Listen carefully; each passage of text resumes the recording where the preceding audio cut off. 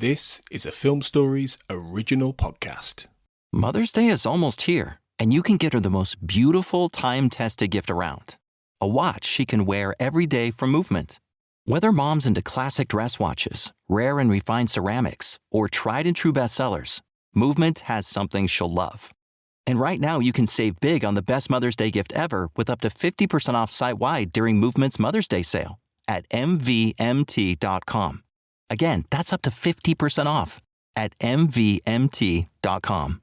Oui, Magis.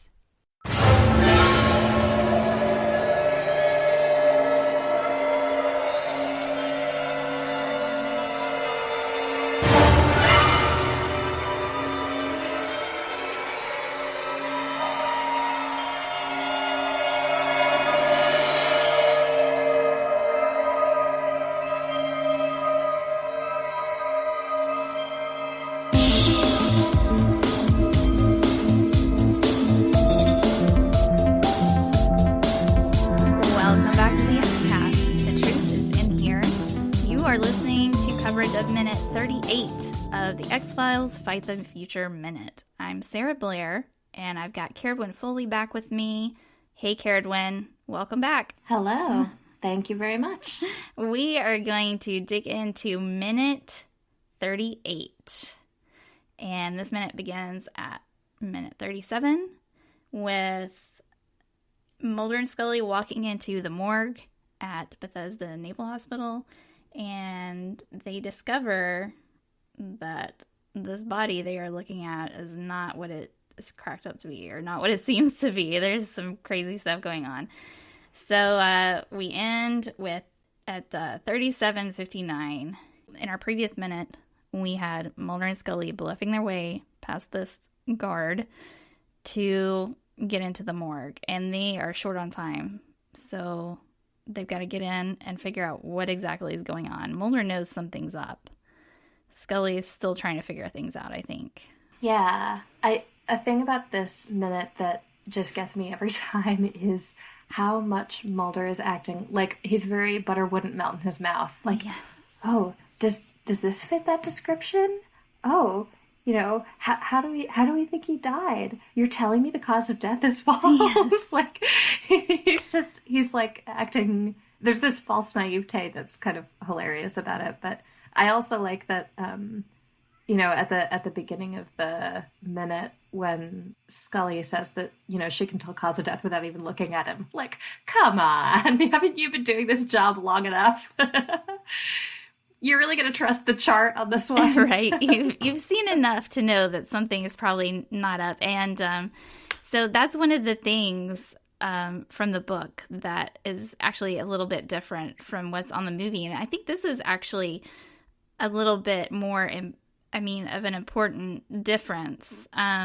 It says that Scully is the one who is untying the corpse. But I think it makes more sense on screen when, you know, he's looking for the cause of death and he's the one who's untying the body. Yeah, it tracks better to me that way, too, because, you know, this is kind of his, you know, this is kind of his game. And she's there because he's asked her to be there. But I also would be kind of surprised if they had her unwrapping the body instead, because you know, just getting into the stuff and rolling up sleeves and digging into the thing you're not supposed to be digging into is kind of, you know, that's Mulder's whole deal. So I think that this was probably the right call for that as well. Yeah, exactly. Yeah, so in the book it says, "This is one of the firemen who died in Dallas," she asked, undoing the cat's cradle of roping that bound the still form on the gurney. Mulder says, "According to this tag, and you're looking for cause of death," and Scully gave him a long-suffering look. "I can tell you that without even looking at him." And then she says the rest of her lines about the flying debris and all that, and then it says she dropped the roping and pulled out the autopsy chart that she found on the gurney. So I think, yeah, it's a little bit awkward and clunky. Yeah, and it doesn't make as much sense for, like, she wouldn't be trying to unwrap it if she didn't think they were looking for a cause of death. Exactly. Or, you know, some kind of information about, like, she's a forensic pathologist. That's the whole reason he brought her here. Yeah, exactly. And it goes on, and here's another difference. It goes on, it says, Undeterred, Mulder worked to remove the sheet from the body. The first thing they saw was that it was still clad in the fireman's uniform, which we know is not what is on screen. And way less exciting than what is on screen. Right.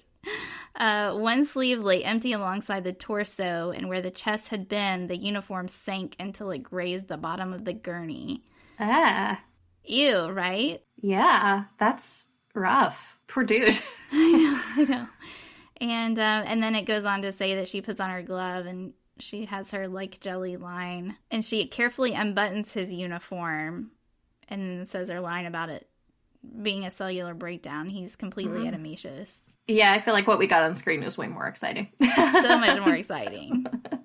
One thing that really gets me about this film in general, and it's like one of the few gripes I have with it, and I talk about this in a couple of the other minutes as well, it totally runs counter to the other experiences we've seen of Scully and to everything we know about her training, that she wouldn't take seriously the thought that this is some kind of contagious disease. Or like she does seem to, believe that, but she's not acting like somebody who's been exposed to that. She, freely goes out and walks around other people. She doesn't wear any special protective equipment. I mean, of course, when they're coming in for the first time, but like later on, she isn't trying to protect herself. She isn't trying to, quarantine herself and Mulder, who've both been around this body that died of some, concerning, weird biological, like it just, in F. Emasculata, the experience of like being in this place with this contagion is really fraught, and she makes sure whether she, finds out whether she's been infected with it or not in Drive, when they think that the people's heads are exploding because there's some kind of contagion. They go in there in like full, level 4 biohazard equipment and stuff. And yet in Fight the Future, she's just like, they're just like flying all over the country. Yes. It's just like, totally. This is not what a doctor would do. It's just fascinating that she, like you said, she just doesn't think about that, I guess. There's not a lot of time, but it's just, yeah. And I can forgive stuff like that in service of pacing and storytelling. Oh, yeah. It's absolutely relevant now, though, when we're all under quarantine for everything. And yeah, for sure. Yeah, like you gotta be careful if you've been exposed to something like that, and right, wash your hands, Scully. Right, and like don't go breathe on people. You have no idea how this is transmitted. Exactly. So, anyway, I don't fault Scully as a character. To be clear, it's just a weird piece of writing that they wouldn't take that into account. Especially since this body has supposedly survived an explosion. Yeah. I would have thought that it would have been a little bit more damaged, but... Yeah, and there were, like, in the mid-90s, the early 90s, there was the hantavirus outbreak in the Four Corners region, and then the Ebola outbreak in, like, 1996 or 7. And so this would have been released the year after that. And, like, this was a known... You're looking at this guy's body. He obviously died of some kind of terrible disease. Come on. Everybody was reading The Hot Zone in the mid-90s. Right.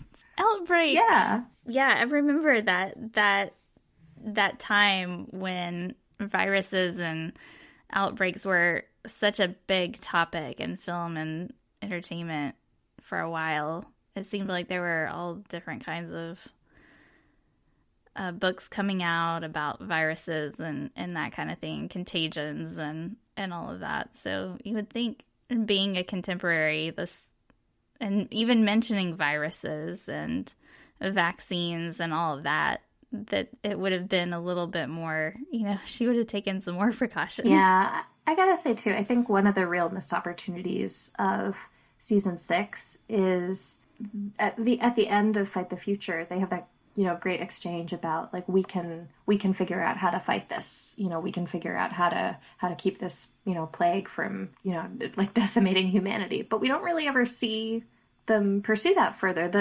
The alien virus kind of like seems like it sort of falls off their radar for the most part in season 6. They get more focused on like the Mulder's paternity kind of cigarette smoking man side of things, but they don't really do that much talking about the plans for using the virus for colonization. Yeah, it doesn't really come up until later. That's not something that I had really thought about, but you're right. It comes up, I guess, in Tunguska and Terma and Redux and all of that. Yeah, so like through seasons 4 and seasons 5, it's like so important to the narrative, and then in the film, it's a huge component of the film, and then after the film, it's kind of like, okay, we're going to tell some other stories now, which is kind of like that's part of the X-Files DNA. There are these themes that will crop up for a while, and they'll be part of the world of the show, and then another story will become interesting, and that'll be the story that gets told for a little while. But I was really looking forward at the end to Fight the Future to like that storyline. we have a cure to this virus. You held it in your hand. We can do this. Like, yeah, I want to see that story. Right. And then what the virus turns into, I'm really glad that coronavirus does not turn into aliens exploding from our bodies.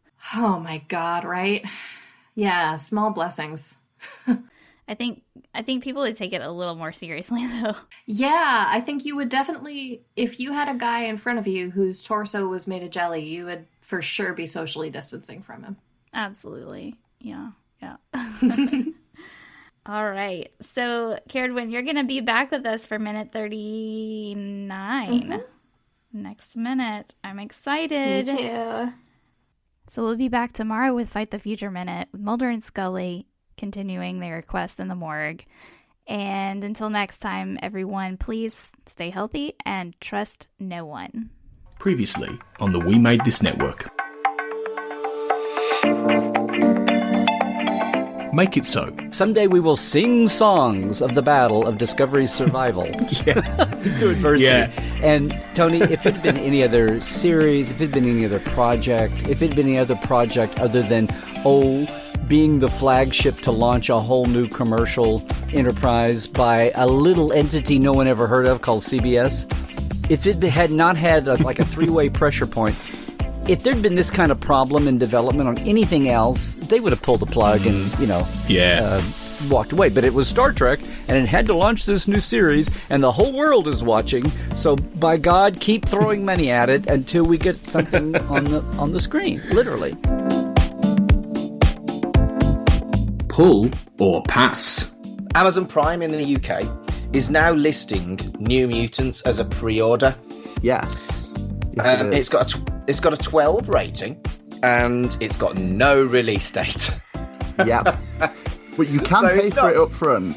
You can. And I'm almost tempted, because it'll just kind of like drop in your Amazon when it's available. And it's a film I've wanted to see for a very long time. I wonder whether we'll notice that the cast have aged by the time we get to see that film.